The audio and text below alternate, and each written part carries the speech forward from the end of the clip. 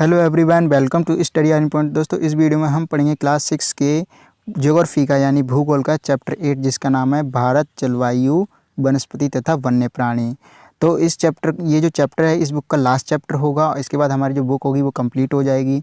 अब इस चैप्टर पे आते हैं कि इसका नाम क्या है कि भारत, यानी भारत की जो हम जलवायु हमारी और वहाँ किस तरह की वनस्पति पाई जाती है, वहाँ किस तरह की वन्य प्राणी यानी जो वन में रहते हैं प्राणी, जानवर, पशु पक्षी या फिर जो ज़मीन में चलने वाले सांप कीड़े होते हैं, वो उनके बारे में थोड़ा हम पढ़ेंगे। और साथ ही साथ हम जानेंगे कि ये हमारे लिए बहुत ज़्यादा इम्पोर्टेंट क्यों है, हम इनकी स्टडी क्यों कर रहे हैं। तो चलिए दोस्तों, वीडियो शुरू करते हैं। तो इसके अंदर पहले बताया गया है कि आखिरकार मौसम क्या होता है। तो इसके अंदर आपको इंट्रो के तौर पे सबसे पहले मौसम के बारे में बताया गया है कि मौसम क्या होता है। हम जैसे जैसे मौसम के बारे में जानेंगे वैसे हमें पता चलेगा कि जलवायु क्या होती है। तो देखो, इसके पैराग्राफ में पहले बता रखा है मौसम के बारे में। तो आप मौसम के बारे में प्रतिदिन समाचार पत्रों में पढ़ते हैं तथा टेलीविज़न पर देखते हैं अथवा दूसरों से इस संबंध में बातें करते हुए भी सुनते हैं। आप जानते हैं कि मौसम वायुमंडल में दिन प्रतिदिन होने वाला परिवर्तन है। और हमें पता है कि वायुमंडल किसे कहते हैं, यानी जो हमारी पृथ्वी के चारों तरफ जो भी वायु है उसको वायुमंडल कहते हैं।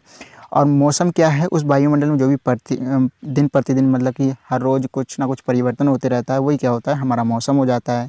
जैसे परिवर्तन क्या क्या होता है, जैसे कभी तापमान कम ज़्यादा हो जाता है, कभी वर्षा होने लगती है, ठीक है, ये सारा होता है। तो सूर्य का विकिरण इत्यादि। विकिरण मतलब कहीं ज़्यादा सूरज की गर्मी पड़ रही है, यानी सूरज की रोशनी ज़्यादा पड़ रही है, कहीं कम पड़ रही है, तो ये हो गया सूर्य का विकिरण। तो यहाँ पर उदाहरण भी दे रखा है कि मौसम कभी गर्म या कभी ठंडा होता है, तो कभी आसमान में बादल छा जाते हैं तो कभी वर्षा होती है। तो आपने देखा होगा कभी बादल छा भी जाते हैं तो वर्षा नहीं होती है, कभी वर्षा अचानक ही हो जाती है। तो ये सब क्या है, मौसम की घटनाएँ हैं। फिर आता है कि आपने ध्यान दिया होगा कि जब बहुत दिनों तक मौसम गर्म रहता है तो आपको ऊनी वस्त्रों की आवश्यकता नहीं पड़ती। क्यों? क्योंकि ऊनी वस्त्र हमें क्या करते हैं, गर्मी देते हैं, और गर्म मौसम में हम गर्म कपड़े नहीं पहनते हैं, इसलिए हमें उनकी ज़रूरत नहीं पड़ती है। आप खाने पीने में ठंडे पदार्थों को पसंद करते हैं। तो आपने देखा होगा कि मई जून में क्या होता है, बहुत ज़्यादा गर्मी पड़ती है तो आपको ठंडे पदार्थ अच्छे लगते हैं, तरबूज, खरबूज, या फिर आपको खीरा, या फिर जो कोल्ड ड्रिंक वगैरह होती है, ठंडा पानी, ये सब आपको बहुत पसंद आता है। लेकिन इसके बिल्कुल उल्टा है, यानी कि इसके विपरीत क्या होता है कि ऐसे भी दिन होते हैं जब आपको ऊनी वस्त्र के बिना ठंड लगती है। यानी जब नवंबर दिसंबर का महीना आता है तब आपने देखा होगा कि बहुत ज़्यादा सर्दी पड़ने लगती है। तो क्या होता है, उसमें ठंडी हवाएं और ज़्यादा उसको ठंडा कर देती हैं, तो ठंडी और तेज़ हवाएं चलती हैं। इन दिनों आप गर्म चीज़ें खाना पसंद करते हैं, ठीक है। तो उस टाइम हमारी जो चाय होती है एक डेली रूटीन बन जाता है हमारा, क्योंकि वो क्या करती है, गर्म रखती है शरीर को। फिर ये हमारे जो मौसम होते हैं वो भी मुख्यतः 6 प्रकार के होते हैं, लेकिन आपकी बुक में 4 प्रकार के बताए गए हैं। तो आप इसको बाद में देखोगे कि और भी बहुत सारे मतलब कि जो हमारे मौसम होते हैं वो होते हैं। तो हमें याद रखना है मुख्य 4 प्रकार के मौसम होते हैं। कौन कौन से होते हैं? सर्दी, गर्मी, वर्षा और शरद ऋतु। तो देखो, सबसे पहले देखते हैं सर्दी कब तक होती है। तो ये दिसंबर से फरवरी तक होती है। तो आपने देखा होगा कि जैसे नवंबर दिसंबर शुरू होता है तो 25 दिसंबर को हमारा क्रिसमस डे भी आता है, क्योंकि बहुत ज़्यादा ठंड में मनाया जाता है। तो होता क्या है कि इस टाइम बहुत ज़्यादा ठंड पड़ रही होती है। फिर जब मार्च और मई आ जाता है उस टाइम गर्मी का मौसम शुरू हो जाता है, तो इन महीनों में बहुत ज़्यादा गर्मी पड़ती है। फिर गर्मी के बाद क्या होता है कि हमारे जो भूतल है, हमारा ये भारत है, ठीक है। तो भारत में क्या होता है कि यहाँ पर बहुत ज़्यादा एरिया गर्म हो जाता है, तो इधर समुद्र है, तो समुद्र से क्या होता है, ठंडी पवनें आती हैं। तो जब तक ये पहुँचती हैं उस टाइम जून का महीना शुरू होने वाला होता है। तो जैसे ही ये जून का महीना आता है वैसे ही ये पवनें आती हैं अपने साथ बहुत सारी वर्षा लेकर। तो ये क्या करती हैं, हमारे भारत में आके वर्षा करती हैं, इसीलिए इसको कहते हैं दक्षिण पश्चिम मानसून मौसम। तो इसके बाद हमारा यानी कि गर्मी के बाद हमारा कौन सा मौसम शुरू हो जाता है, गर्मी का मौसम। फिर आता है अक्टूबर नवंबर, यानी सितंबर तक वर्षा होती रहती है। अब जो वर्षा आई है उसको भी तो वापस जाना है, तो इसलिए इसको कह देते हैं मानसून के लौटने का मौसम। तो इसी को शरद ऋतु भी कहते हैं। ये कब तक होता है, अक्टूबर नवंबर में। अब नवंबर आ गया, अब दिसंबर से दोबारा क्या हो जाएगा, हमारा सर्दी शुरू हो जाएगी। शीत ऋतु यानी कि ठंडा मौसम। तो ठंडे मौसम में सूर्य की सीधी किरणें नहीं पड़ती, जिसके परिणाम स्वरूप उत्तर भारत का तापमान कम हो जाता है। तो यहाँ पर क्या बताया गया है कि जब ठंडा मौसम होता है तो वो क्यों होता है, क्योंकि सूर्य की जो किरणें होती है वो सीधी नहीं पड़ती, जिसकी वजह से तापमान होता है वो एक जगह पे ज़्यादा नहीं मिल पाता है। परिणाम स्वरूप का मतलब होता है इसके, मतलब कि परिणाम स्वरूप मतलब इसका जो परिणाम क्या होता है कि वो तापमान भारत का जो उत्तर भारत होता है उसका कम हो जाता है। अब इसके विपरीत होता है ग्रीष्म ऋतु में यानी गर्मी के मौसम में। तो गर्मी का मौसम कब क्यों होता है? क्योंकि जो सूर्य किरणें होती हैं अधिकतर सीधी पड़ती हैं, यहाँ पर सीधी नहीं पड़ती थी लेकिन यहाँ पर सीधी पड़ती हैं। तो सीधी पड़ेंगी तो तापमान अधिक मिलेगा एक ही जगह पे, तो क्या होगा वहाँ पर बहुत अधिक गर्मी होगी यानी तापमान बढ़ जाएगा। और इन्हीं दोनों क्या होता है कि दिन के समय गर्म एवं शुष्क, गर्म मतलब होता है गर्म बहुत ज़्यादा और शुष्क मतलब जिनके अंदर नमी कम हो, तो ऐसी पवन बहती है जिसको हम क्या कहते हैं, लू कहते हैं। तो क्वेश्चन में 1 मार्क्स में पूछ देंगे कि लू किसे कहते हैं, तो आपको क्या बताना है कि ग्रीष्म ऋतु में दिन के समय गर्म एवं शुष्क पवन बहती है जिसे लू कहा जाता है। ओके, अब इसके बाद आता है हमारी नेक्स्ट हेडिंग। उसमें देखो क्या बताया गया है कि दक्षिण पश्चिम मानसून या वर्षा का मौसम, यानी कि जब हमारा देखो उत्तर भारत, ये हमारा भारत हो गया, तो ये हमारा क्या हो गया, दक्षिण हो गया नीचे का हिस्सा, और ये हो गया पश्चिम। तो यहाँ से जो मौसम मतलब कि जो पवनें चलती हैं इनको क्या कहते हैं, दक्षिण पश्चिम पवनें। तो इन्हीं को जब ये पवनें आती हैं तो ये अपने साथ क्या लाती हैं, यहाँ पर अरब सागर है हमारा, इस एरिया में अरब सागर है, तो यहाँ से क्या करती हैं ये अपने साथ बहुत सारी नमी इकट्ठा कर लेती हैं जो कि हमारे भारत में लाके ये छोड़ देती हैं। उस नमी को जब टकराती हैं भारत से तो ये ठंडी हो जाती हैं और यहाँ पर वर्षा करती हैं। तो ये दक्षिण पश्चिम से आई है इसलिए इसको दक्षिण पश्चिम मानसून कहते हैं या फिर वर्षा का मौसम कहते हैं। तो इसमें होता क्या है कि ये मानसून के आने तथा आगे बढ़ने का मौसम है। इस समय पवन बंगाल की खाड़ी तथा अरब सागर से स्थल की ओर बहती हैं। स्थल मतलब देखो आपको पता है कि बंगाल की खाड़ी और अरब सागर क्या है, एक मतलब समुद्र है। तो समुद्र से जब ये स्थल की ओर यानी कि ज़मीन की ओर आती हैं तो ये क्या करती हैं, अपनी टकराती हैं यहाँ पर आके। तो जब ये इधर आएंगी तो वर्षा करेंगी और यहाँ पर नमी लाएंगी, तो नमी बहुत ज़्यादा होती है जिस वजह से पहाड़ों से टकराने के बाद ये वर्षा करती हैं। आपको समझ नहीं आया होगा तो देखो एक बार दोबारा समझाता हूँ। जब ये हमारा भारत है, ठीक है, ये हमारे इधर क्या है, बंगाल की खाड़ी है, ये हमारा बंगाल की खाड़ी हो गया, ये अरब सागर हो गया, ये हमारा पश्चिम भारत हो गया और ये दक्षिण भारत हो गया। तो जब ये यहाँ से आती हैं, दक्षिण पश्चिम एरिया से आती हैं, ठीक है, तो यहाँ से ये नमी उठा लेती हैं अरब सागर से। अब इस नमी को यहाँ पर क्या है, हमारा पश्चिमी मतलब कि कुछ पहाड़ियाँ हैं बहुत सारी, वो हैं, तो ये यहाँ पर आके टकराती हैं। जब ये टकराएंगी तो ऊपर उठेंगी तो ये ठंडी हो जाती हैं और जिससे वर्षा करती हैं हमारे पश्चिमी तट पर। इसी तरह से बंगाल की खाड़ी पे भी कुछ होती हैं, ये भी दक्षिण पश्चिम मानसून कहलाती हैं क्योंकि ये भी दक्षिण पश्चिम भारत से आती हैं। तो ये भी बंगाल खाड़ी से कुछ उठाती हैं नमी और यहाँ पर आके जो हमारा त्रिपुरा, असम, मेघालय वाला जो एरिया है ना, वहाँ पर बहुत सारे पहाड़ होते हैं तो उनसे टकरा के ये वर्षा करती हैं। तो आपको सिंपली समझना है कि दक्षिण पश्चिम मानसून में होता क्या है कि जब पवनें देखो बंगाल की खाड़ी और अरब सागर से स्थल की ओर बहती हैं यानी ज़मीन की ओर बहती हैं तो पहाड़ों से टकरा कर वो क्या करती हैं, वर्षा करती हैं। ठीक है, अब इसके बाद आता है कि ये जब आई तो ये लौटेंगी भी, वापस जाना ही है इनको, क्योंकि यहाँ पर आने के बाद इनको वापस जाए मतलब कि पवन हमेशा बहती रहती है एक जगह पर तो स्थिर रहती नहीं है। तो मानसून के लौटने का समय जो होता है उसी को क्या कहते हैं, शरद ऋतु कहते हैं। तो इसमें क्या होता है, इस समय पवन स्थल भागों से लौटकर बंगाल खाड़ी की ओर बहती हैं। तो पहले क्या हो रहा था कि बंगाल खाड़ी से स्थल की ओर बह रही थी, अब स्थल से बंगाल की खाड़ी की ओर बह रही हैं। तो ये मानसून के लौटने का मौसम होता है। भारत के दक्षिण भागों विशेषकर तमिलनाडु, आंध्र प्रदेश में इस मौसम में वर्षा होती है। तो आंध्र प्रदेश, तमिलनाडु कहाँ है आपको ये याद होना चाहिए। तो देखो ये हमारे क्या है, भारत है, तो यहाँ पर क्या है, हमारा तमिलनाडु है। यहाँ पर नीचे ये वाला तमिलनाडु है और ये वाला हमारा इधर आंध्र प्रदेश है। इधर आपने देखा होगा चेन्नई है। तो जो ये एरिया है जब ये इधर से आ रही होती है ना तो यहाँ पर ये टकरा जाती हैं, तो इस वजह से यहाँ पर वर्षा होती है। तो ये लौटते मानसून की वजह से वर्षा होती है। तो क्वेश्चन में पूछे कि लौटते मानसून की वजह से किन राज्यों में वर्षा होती है, तो तमिलनाडु और आंध्र प्रदेश में। तो ये 2 राज्य आपको याद रखने हैं। अब देखो हमने देख लिया कि मौसम हमारे 4 हो गए मुख्यतः, ठीक है, सर्दी, गर्मी, बरसात और शरद ऋतु। अब आता है कि मौसम से आखिरकार जलवायु का क्या रिश्ता है। तो देखो किसी स्थान पर अनेक वर्षों में मापी गई मौसम की औसत दशा जलवायु कहलाती है। देखो तो इसमें क्या बता रखा है कि अगर हमारे हमारा भारत है, हर समय मतलब 4-5 ऋतु बदलती रहती हैं, मौसम बदलता रहता है हर 2-4 महीने में। तो यहाँ क्या हो रहा है कि जब मानसून आता है तो हमारा मौसम अलग हो जाता है, जाता है तब अलग हो जाता है। मतलब कि जब आ रहा है मानसून तो वर्षा हो रही है, जब जा रहा है तब भी वर्षा हो रही है, जब नहीं है तो गर्मी पड़ रही है, जब है तो कभी बरसात हो रही है। तो इससे क्या हो रहा है कि मानसून बहुत ज़्यादा हमारे मौसम को प्रभावित कर रहा है, इसलिए इसको हम मानसूनी जलवायु कहते हैं। अभी उसको बताऊँगा। लेकिन आखिरकार जलवायु का मौसम से क्या रिश्ता है, तो इसको आप ध्यान से समझना कि जब मौसम बहुत ज़्यादा समय तक, बहुत कई वर्षों तक, 10-20 सालों तक एक ही जैसा बना रहे, यानी कि ठंडा है तो ठंडा ही बना रहे, तो वहाँ की जलवायु कैसी हो जाएगी, ठंडी हो जाएगी। अगर वहाँ का मौसम बहुत ज़्यादा गर्म ही बना रहता है, गरम तो वहाँ की जलवायु कैसे हो जाएगी, गर्म जलवायु हो जाएगी। लेकिन अपने देश में ना ज़्यादा ठंडा रहता है ना ज़्यादा गर्म रहता है, हर तरह का मौसम रहता है, इसीलिए इसको मानसूनी जलवायु कहते हैं।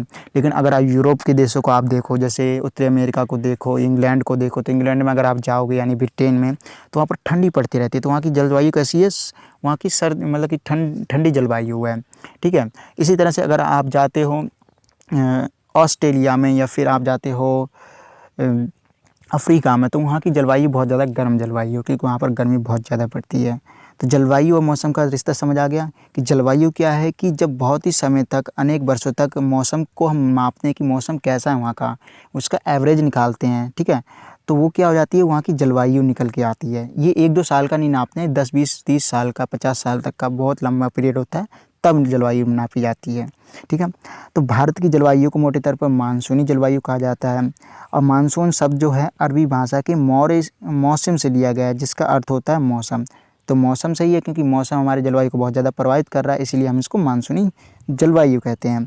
तो भारत की स्थिति उष्णकटिबंध में होने के कारण अधिकतर वर्षा मानसूनी पवन से होती है। तो देखो उष्णकटिबंध क्या होता है, अभी आप पिछले चैप्टर जो हमने पढ़े हैं उसके अंदर आपको याद होगा कि उष्णकटिबंध क्या है, कि हमारी भूमध्य रेखा है और इधर कर्क रेखा है, इधर मकर रेखा है, तो इसके जो बीच वाला एरिया है इसको उष्णकटिबंध एरिया कहते हैं। तो हमारा भारत यहीं पर तो है, ये जो कर्क रेखा ये हमारे देखो भारत के मध्य से होकर गुजरती है, तो हमारा भारत यहाँ पर है।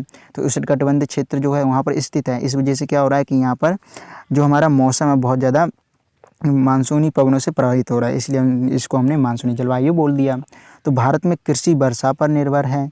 अच्छे मानसून का मतलब है कि पर्याप्त वर्षा तथा प्रचुर मात्रा में फसलों का उत्पादन। तो फसल को भैया पानी चाहिए, अगर समय पर वर्षा नहीं होगी तो क्या होगा, फसल सूख जाएगी। अगर समय से पहले वर्षा हो जाएगी तो फसल फिर ख़राब हो जाएगी। तो सही टाइम पे वर्षा का होना भी बहुत ज़्यादा इम्पोर्टेंट है, किस लिए, हमारे कृषि के लिए। किसी स्थान की जलवायु उसकी स्थिति, यानी कि उस स्थान की स्थिति, ऊंचाई, समुद्र से दूरी तथा उच्चावच पर निर्भर करती है। उच्चावच क्या होता है, कहीं ऊंचा है कहीं नीचा है, इसको क्या कहते हैं, उच्चावच कहते हैं। तो इस तरह के जो मतलब शब्द आ रहे हैं उसको भी आप देखते रहना। अगर कोई भी ऐसा शब्द आता है तो मैं पहले तो बता देता हूँ, अगर नहीं आपको समझ में आता तब आप कमेंट करके पूछ भी सकते हो। तो यहाँ पर उच्चावच का मतलब है कि ऊंचा नीचा जहाँ पर होता है उसको उच्चावच कहते हैं। तो किसी भी स्थान की जो जलवायु होगी इन सभी कारकों पर निर्भर करती है, इसीलिए हमें भारत की जलवायु में क्षेत्रीय भिन्नता का अनुभव होता है। अब यहाँ पर भी देखो, क्षेत्रीय भिन्नता का मतलब क्या होता है कि कहीं बहुत ज़्यादा मतलब कि नीचा क्षेत्र है, कहीं बहुत ज़्यादा ऊंचा क्षेत्र है। जैसे आप अगर उत्तर भारत में जाओगे तो जम्मू कश्मीर में बहुत ज़्यादा पहाड़ हैं, लेकिन जब आप आओगे नीचे थोड़ा सा तो उसके बाद आता है हमारा उत्तर प्रदेश, बिहार, झारखंड। ये जब एरिया है यहाँ पर बहुत ज़्यादा प्लेन एरिया है, यानी गंगा का मैदान है। फिर और उसके नीचे आओगे मध्य प्रदेश वाला एरिया, वहाँ पर आपको पठार मिल जाएगा। तो पठार एरिया क्या होता है, ना ज़्यादा ऊंचा होता है, ऊपर से चपटा होता है बहुत ज़्यादा खनिज वाला। फिर उसके बाद कोस्टल एरिया आपको मिल जाएगा, यानी कि समुद्र तटीय एरिया पश्चिम में और पूर्व में। तो ये बहुत ज़्यादा भिन्नता है, तो हर जगह की जलवायु अलग अलग हो रही है, तो इसका अनुभव होता है। जैसे यहाँ पर देखो, राजस्थान के मरुस्थल में स्थित जैसलमेर तथा बीकानेर में बहुत गर्म है, जबकि जम्मू कश्मीर के द्रास एवं कारगिल में बर्फीली ठंड पड़ती है। तो यहाँ पर क्या हो रहा है, देखो राजस्थान में क्यों गर्म है, क्योंकि वहाँ पर उत्तर भारत में है, वो वहाँ पर बहुत ज़्यादा मतलब रेगिस्तान है। तो रेगिस्तान में क्या होता है, बहुत गर्मी पड़ती है। जबकि थोड़ा सा ऊपर अगर पहाड़ों पे जाओगे तो पहाड़ों पे तापमान कम हो जाता है, तो वहाँ पर क्या होता है, वहाँ पर बहुत ज़्यादा ठंड पड़ती है। और कारगिल में तो बर्फीली हवाएँ चलती हैं। लेकिन अगर आप मुंबई जो हमारा पश्चिमी तटीय क्षेत्र है वहाँ पर आओगे तथा पूर्वी तटीय क्षेत्र यानी कोलकाता में जाओगे तो वहाँ पर जलवायु ना ज़्यादा ठंडी रहती है ना ज़्यादा गर्म कह रहती है, उसकी इसीलिए इसको कहते हैं मध्यम जलवायु। क्यों, क्योंकि वो समुद्र और ज़मीन के बीच में होने की वजह से क्या होता है, समुद्र से आने वाली ठंडी पवनें और जो ज़मीन से आने वाली यानी स्थल से आने वाली जो गर्म पवनें होती है वो दोनों आपस में मिलके एक मॉडरेट जलवायु यानी कि एक मध्यम जलवायु बना देती हैं। इसी वजह से वहाँ का जो मौसम होता है बहुत अच्छा होता है, यानी ना ज़्यादा ठंडा ना ज़्यादा गर्म। वे ना ही अधिक गर्म है और ना ही अधिक ठंडे हैं। समुद्र तट पर होने के कारण ये स्थान बहुत अधिक आर्द्र होते हैं। आर्द्र का मतलब क्या हो गया यहाँ पर? ऐसे आपको बहुत सारे शब्द मिलेंगे। आर्द्र का मतलब हो गया यहाँ पर नमी होना। जिस जलवायु में यानी जिस वायु में, हवा में बहुत ज़्यादा नमी होती है उसे आर्द्र कहते हैं, सिंपल। और जिसमें बिल्कुल भी नहीं होती है, बहुत कम होती है, उसे शुष्क कहते हैं। जैसे हमारी जो लू चलती है वो बहुत ज़्यादा शुष्क पवन होती है। तो विश्व में सबसे अधिक वर्षा मेघालय में स्थित मौसिनराम में होती है। तो ये क्वेश्चन पूछा जाता है 1 मार्क्स में। अभी से लेकर आप जब बहुत हायर क्लास तक पहुंच जाओगे तब तक आपको ये क्वेश्चन मिल जाएगा क्वेश्चन पेपर में कि सबसे अधिक विश्व में वर्षा कहाँ होती है। तो मेघालय में स्थित मौसिनराम में, ठीक है। तो ये मेघालय में, हमारा जो पूर्वी भारत है वहाँ पर जो राज्य है मेघालय, वहाँ पर है ये। तो यहाँ पर वर्षा होती है।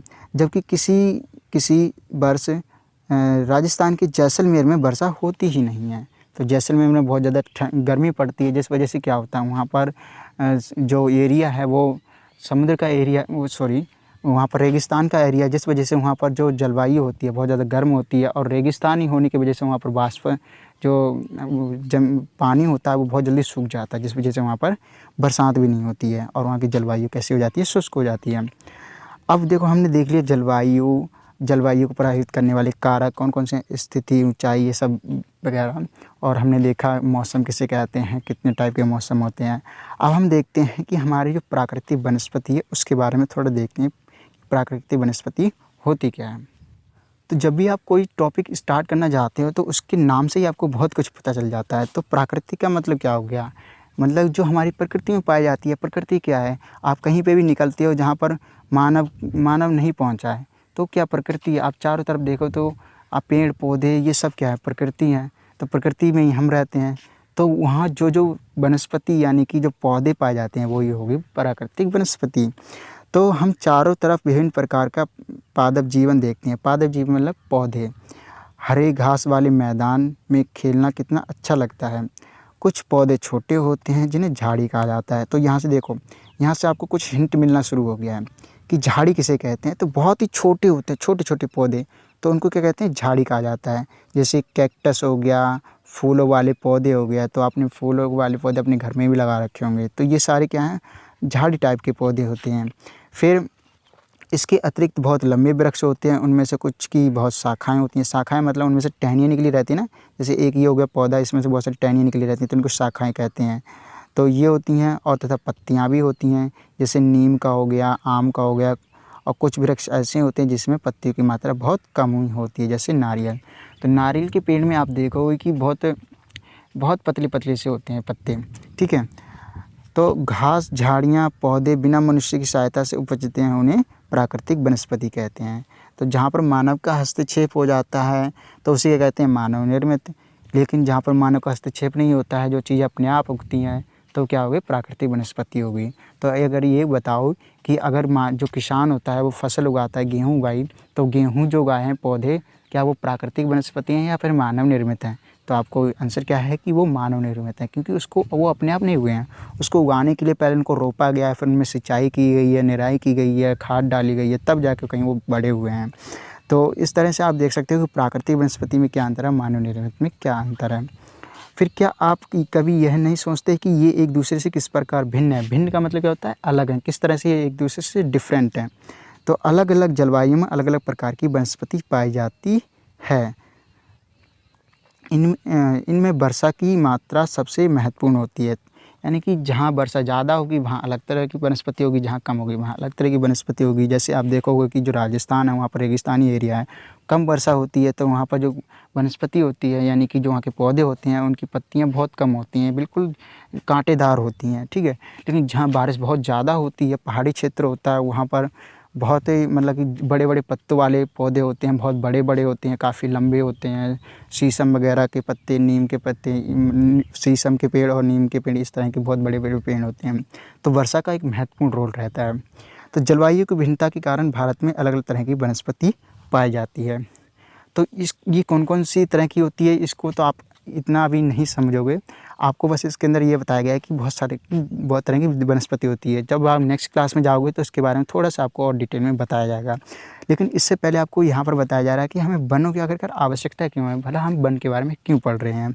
तो वन हमारे लिए बहुत ही लाभदायक हैं। ये तो आपने स्कूल में भी सुना होगा, आपके टीचर्स बोलते होंगे। तो लाभदायक हैं ये विभिन्न कार्य करते हैं। पेड़ पौधे ऑक्सीजन छोड़ते हैं जिससे हम सांस के रूप में लेते हैं तथा कार्बन डाइऑक्साइड को ग्रहण करते हैं। तो आपको पता है कि जो हम ऑक्सीजन लेते हैं वो पौधों की वजह से ही ले पाते हैं। वो ऑक्सीजन छोड़ते हैं और कार्बन डाइऑक्साइड लेते हैं। इस वजह से हमारा जो मतलब कि जो हमारी जलवायु होती है या फिर कहीं कि हमारा जो पर्यावरण है वो भी शुद्ध रहता है, साफ़ रहता है और साथ ही साथ हमें शुद्ध हवा भी देते हैं। पेड़ पौधों की जड़ें मिट्टी को बांधे रखती हैं। बांध का मतलब ये नहीं रस्सी से बांधे रखती हैं, मतलब उनको पकड़ के रखती हैं। जब बारिश होती है तो वो मिट्टी को बहने नहीं देती। अगर बह जाएंगी तो क्या होगा, सारी मिट्टी ख़त्म हो जाएगी, तो बह के इधर उधर चली जाएगी और वहाँ पर क्या हो जाएगा, गड्ढा हो जाएगा बहुत बड़ा सा। तो इस प्रकार वे मिट्टी के अपरदन को रोकती हैं। अपरदन का मतलब होता है कि जो मिट्टी बहकर जो चली जाती है अपने आप, उसको अपरदन कहते हैं। चाहे वो पानी से बही हो, चाहे वो किसी उससे पवन से बही हो, ठीक है। तो ये क्या हो जाता है, मृदा अपरदन, उसको भी रोकती हैं। साथ ही साथ यहाँ पर बताया गया है कि वनों से हमें ईंधन यानी कि जलाने के लिए लकड़ी, चारा यानी जो चारा होता है, भेड़ बकरी जो पशु होती हैं उनको खिलाया जाता है। जड़ी बूटी सबसे इम्पोर्टेंट है। लाख, शहद, लाख एक तरह का पदार्थ होता है, गोंद इत्यादि प्राप्त होती हैं। आप शहद से तो परिचित होंगे। वन्य जीव के प्राकृतिक निवास हैं। तो यहाँ साथ ही साथ क्या इतनी सारी चीज़ें मिलती हैं। साथ ही साथ यहाँ पर वन्य जीव यानी वन में जो जीव रहते हैं उनके भी वन क्या होते हैं, वो उनके निवास घर होते हैं, यानी कि वो उनके घरों में रहते हैं। अगर हम वन को ही काट देंगे तो वो कहाँ रहेंगे, वो फिर हम गाँव की तरफ भागेंगे तो गाँव के लोगों को मतलब कि परेशान करेंगे, किसी को चोट पहुँचाएँगे। तो इस वजह से भी वन हमारे लिए बहुत ज़्यादा इम्पोर्टेंट है। पेड़ों की अंधाधुंध कटाई के कारण भारी मात्रा में प्राकृतिक वनस्पति समाप्त हो गई है। हमें अधिक पौधे लगाने चाहिए, जो पेड़ बचे हैं उनकी रक्षा करनी चाहिए एवं लोगों को पेड़ों के महत्व के बारे में बताना चाहिए। तो देखो ये पॉइंट जो हैं यहाँ पर कुछ अच्छे दिए हुए हैं। अगर पूछता है आपके क्वेश्चन में कि पेड़ों को बचाने के लिए हमें क्या क्या उपाय करने चाहिए, तो यहाँ से आप कुछ पॉइंट्स लिख सकते हो कि कटाई के कारण हम बहुत ज़्यादा मतलब कि पेड़ों की कमी हो गई है, पौधों की। हमें वनों को संरक्षित करने के लिए ज़्यादा से ज़्यादा पेड़ लगाने चाहिए, उनकी रक्षा करनी चाहिए और लोगों को इसके महत्व के बारे में बताना चाहिए। क्योंकि आपको पता है कि जो पढ़े लिखे नहीं है लोग, वो किताबों को नहीं पढ़ते हैं। हम जो बोलेंगे या फिर कोई और बोलेगा तभी समझ पाएंगे, कोई समझाएगा तभी समझेंगे, ठीक है। तो आपको इस तरह से जागरूकता भी फैलानी चाहिए। हम लोग कुछ खास आयोजन जैसे वन महोत्सव यानी कि वनों को बचाने के लिए जो उत्सव रखे जाते हैं, फेस्टिवल्स रखे जाते हैं, वो मनाकर अधिक से अधिक लोगों को इस प्रयोग में शामिल कर सकते हैं तथा पृथ्वी को हरा भरा रख सकते हैं। तो हरा भरा रखने के लिए हमें बहुत कुछ कर सकते हैं प्रयास। तो यहाँ पर देखो बताया गया कि हमें वनों से क्या क्या मिलता है। देखो जैसे यहाँ पर वनों की तरफ हमें एक पेड़ दिखाया गया है। ये पहले तो हमारी मिट्टी को बांधे रख रहा है, जिस वजह से मिट्टी इधर उधर नहीं जा रही है। इससे हम दवाइयाँ बना रहे हैं, यहाँ रह रहे हैं। मतलब रह कैसे रहे हैं, तो देखो इसकी पेड़ की लकड़ी काट के हम घर बनाते हैं। साथ ही साथ पशुओं को चारा देते हैं। ईंधन जो हमारे चूल्हा जलाते हैं उसके लिए ईंधन यहीं से लेते हैं। खेल का मैदान जो आपका जो बैट बॉल का जो बैट होता है ना, वो भी इसी से बना होता है। फर्नीचर हमारे घर का इसी से बना होता है। शहद जो होता है काफ़ी बहुत ज़्यादा पौष्टिक होता है, वो भी यहीं से मिलता है, ठीक है। तो फल हो गए, चाहे गोंद हो गए, ठीक है, गोंद जो हम इस्तेमाल करते हैं। और साथ ही साथ ये वन्य जीवों का प्राकृतिक निवास है। और इमारत जो बनाने के लिए यानी कि वो होती है, बिल्डिंग होती है, उसको बनाने के लिए जो लकड़ी प्राप्त होती है वो भी यहीं से होती है। आप कहोगे हमारे घर में तो लकड़ी से नहीं बनी बल्कि ईंट से बनी है। तो बहुत सी ऐसी जगह हैं, बहुत से ऐसे देश हैं जहाँ पर जो हमारी लकड़ी होती है उससे क्या बनाया जाता है, घर बनाए जाते हैं। और ऐसे हमारे भारत में ही बनाए जाते हैं बहुत जगह पे। साथ ही साथ रबड़ भी हमें यहीं से प्राप्त होती है। अब आ गया हमारा नेक्स्ट टॉपिक, क्या है, वन्य प्राणी।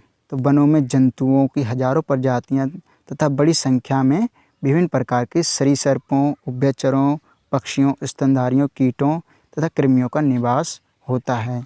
तो हमारे जो वन होते हैं उसके अंदर कई सारे सरीसृप यानी कि जो सर्प वगैरह जो सरीसृप होते हैं जो रेंग कर चलते हैं, वो उभयचर कौन से होते हैं, जो ज़मीन और पानी दोनों में रह लेते हैं। वो पक्षी, स्तनधारी कौन कौन से होते हैं, जो अपने बच्चों को दूध पिलाते हैं, यानी कि जिनके स्तन होते हैं, ठीक है, यानी जो अपने बच्चे को जन्म देते हैं, वो कीट यानी कि कीड़े, कृमि यानी कि और भी छोटे छोटे जो कीड़े होते हैं कृमि टाइप के, उनका निवास होता है। तो तमाम ऐसी प्रजातियां हैं जो वनों में रहती हैं।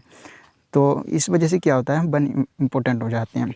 अब देखो, बाघ हमारा राष्ट्रीय पशु है, नेशनल हमारा जो एनिमल है वो कौन सा है, बाघ यानी कि टाइगर है। अब शेर नहीं कह देना, शेर जो होता है वो अलग होता है। तो शेर आपने देखा वो गब्बर शेर होता है, लेकिन टाइगर कैसा होता है, वो धारीदार जो होता है जिसके शरीर पे, वो होता है हमारा बाघ होता है, ठीक है। शेर को लायन कहते हैं, बाघ को टाइगर कहते हैं।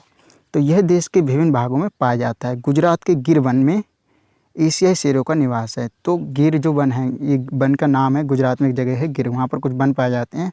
वहाँ पर बहुत ज़्यादा एशियाई शेर पाए जाते हैं, वहाँ मतलब इनका घर है वो।